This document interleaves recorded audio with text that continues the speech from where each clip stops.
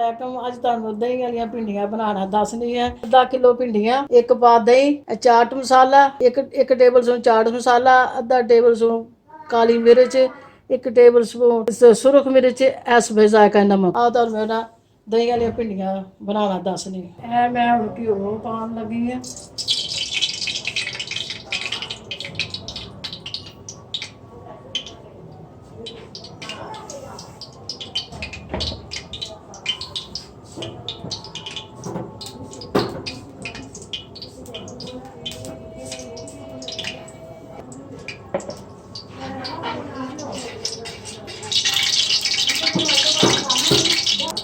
बिस्मिल्लाहिर्रहमानिर्रहीम। भिंडियां पाउण लगी है।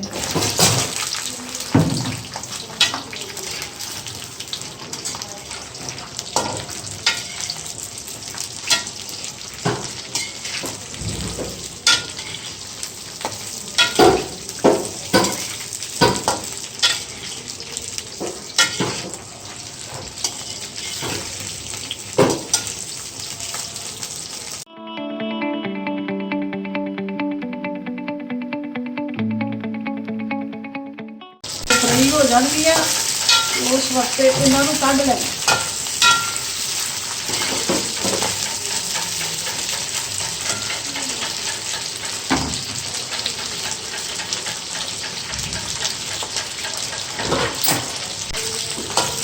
यह बहुत मज़ेदार बनते हैं ने।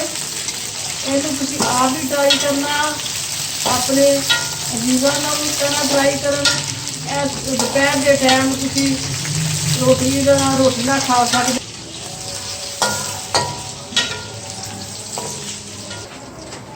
हुण मैं कढ़न लगी है।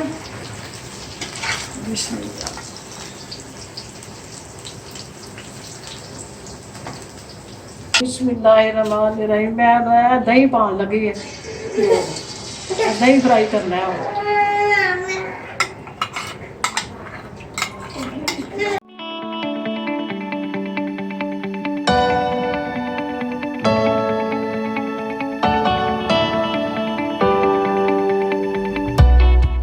देखो दही फ्राई हो गया। इन्हें दही ने घ्यो छड़ दिता। मैं भिंडियां पाउण लगी। बिस्मिल्लाह।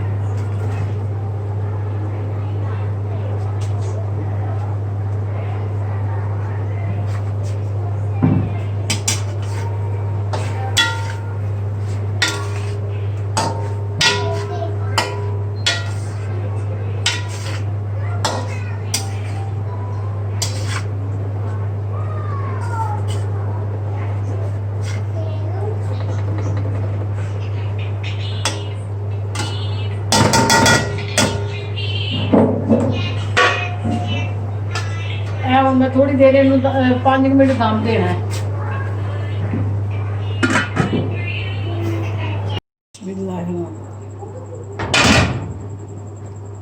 बिल्कुल तैयार हो गई ने।